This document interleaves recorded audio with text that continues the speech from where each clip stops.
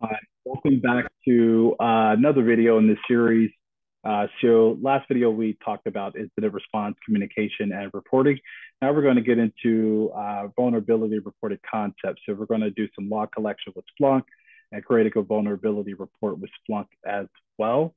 And we're just going to go over a few things: installing and configuring, collecting logs, generating that report, management reporting, and so we'll get straight to it once the server is up and running.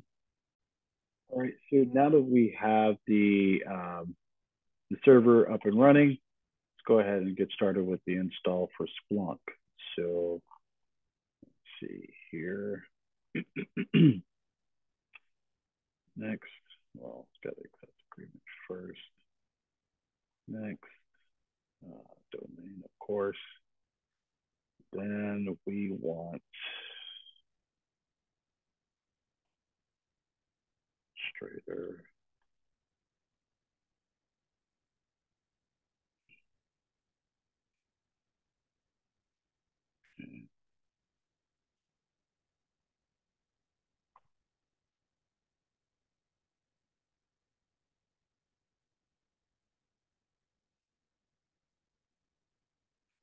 Okay, install. Install should take just a few moments. All right, so finally got it successfully installed, and now it should auto-populate for us in the browser. Okay, let me go ahead and log in. Probably should have done this before I resume the camera. Never, of course. Got it. And then let's see. Actually, let me do that because it's a pain scrolling back and forth from that lab. All right, so let's take a look. So data, see, I'm gonna do forwarding and receiving. There it is. All right, perfect. Then gonna do add new. So we're gonna give a port to listen to. We're gonna do 9997. Hit save here. Now it's configured to listen for network traffic on that particular port. So now the Windows firewall needs to be configured to ensure the traffic can be received on the actual port. So I'm going to minimize this and file Windows, file Explorer on Windows. So let's take a look at, let's see, Windows firewall.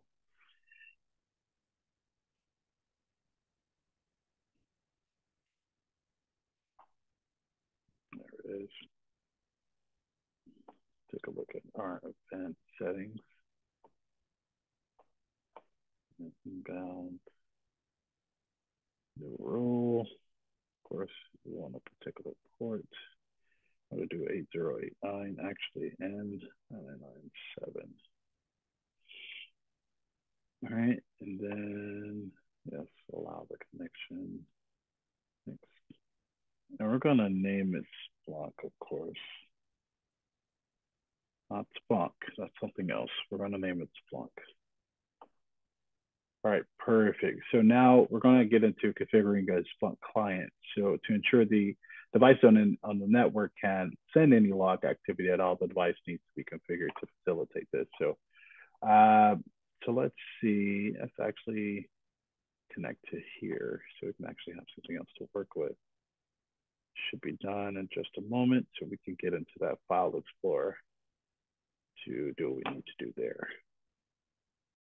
All right, so we're officially ready to rock and roll on the how do we pivot it to the other server. So let's go ahead and open this up, and pretty much same concept, same follow through for everything that we did on the prior. Just not going to customize those options there, but we don't really need I guess we need something there.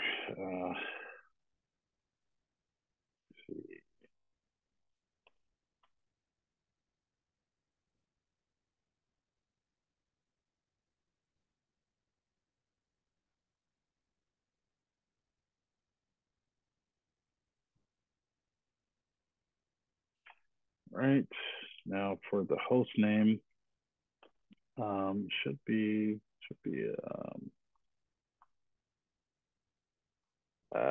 see.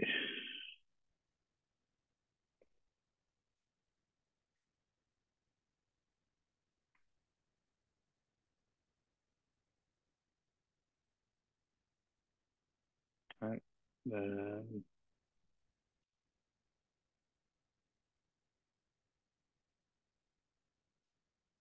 default all around default. All right, perfect. There we go. Should be done in 2 shakes. All right. All right, so it's finally finished up. So the Splunk Universal Forwarder was configured to forward the logs of this particular server device to the Splunk application, which is configured on the prior server. So the same steps can be performed on another server as well, the server above this one, ending in DC01, to forward the log to the Splunk app.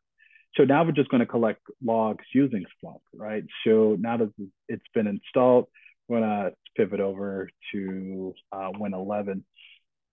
So let's see, let's reopen Edge, and then actually we don't need to do that. Let's see, for data, actually let me go back here. Um,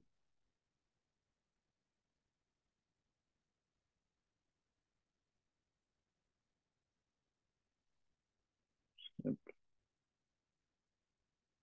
should be, let's see.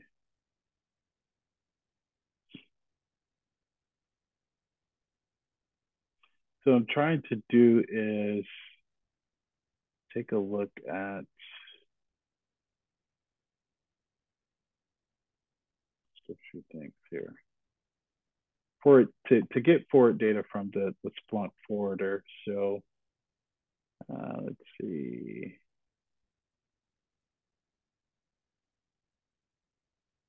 It just started the launch. Actually, let me go back to that.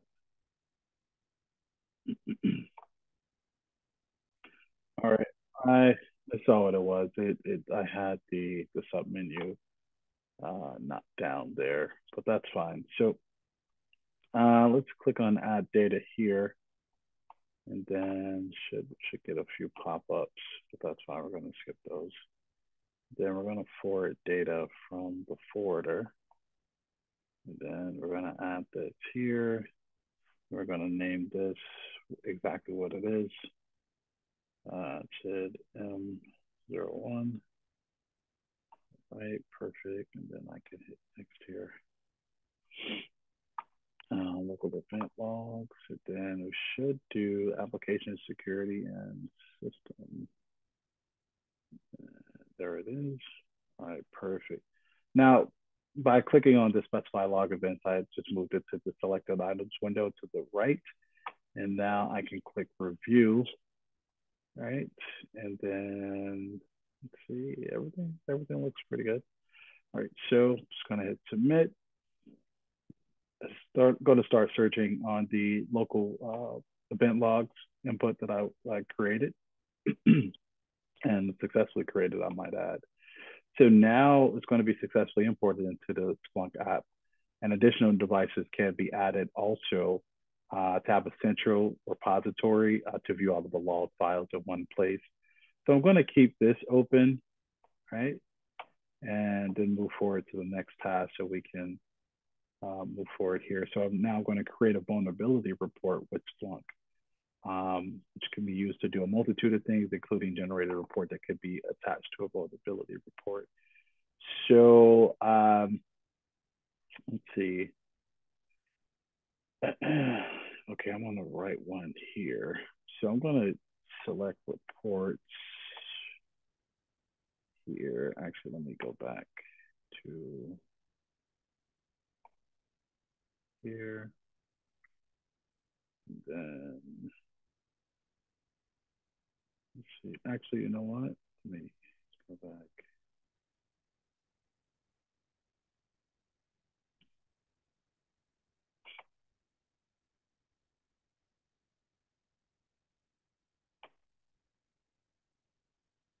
Okay. Let's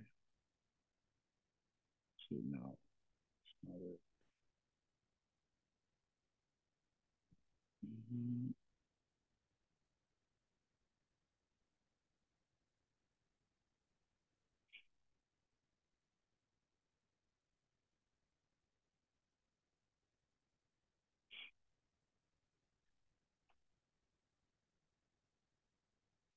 All right, perfect. So I'm going to take a look at the errors in the last 24 hours, and then I'm going to add the dashboard, right? Now, a report of all the errors were collected from the DM01 server that's generated using the Splunk application. So this report could be attached to a vulnerability report as well, supporting evidence if malicious activity was detected. So I'm going to name this dashboard ID acid and errors.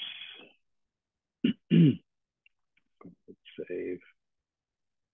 All right. Should I view dashboard? Yeah, I'll do it just because. Now, different dashboard reports can be created from the collected logs. Now, which any cyber professional can expect, right? So in this example, in this lab, the dashboard view of the errors that occurred in the last 24 hours on this device has been created. So I'll do an export, and I'll export as a PDF. Yeah, there we go. Then I'll open file once it shows that it's fully downloaded. Yep, open the files. Yep, new tab.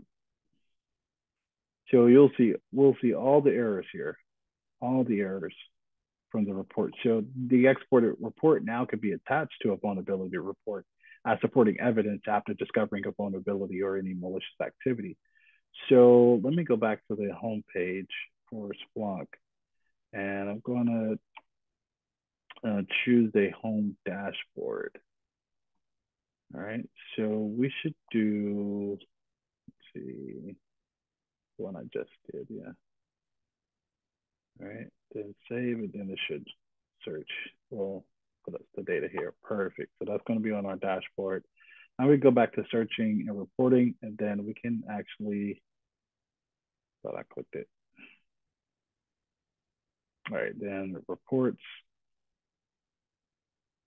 and then it'll still take us back to anything that we can search here as far as any reporting that we need to do. So several other pre-populated report templates are available that could be used to generate reports from the collected logs. All right, so that'll be the end of this video for vulnerability reporting concepts. So just for a brief recap, as far as what we've done, we did some log collection with Splunk. We also created a vulnerability report with Splunk as well. And on the next video, we'll be doing, which will be the last video for this playlist, we'll be doing some vulnerability patching and attack surface management, and I'll see you there.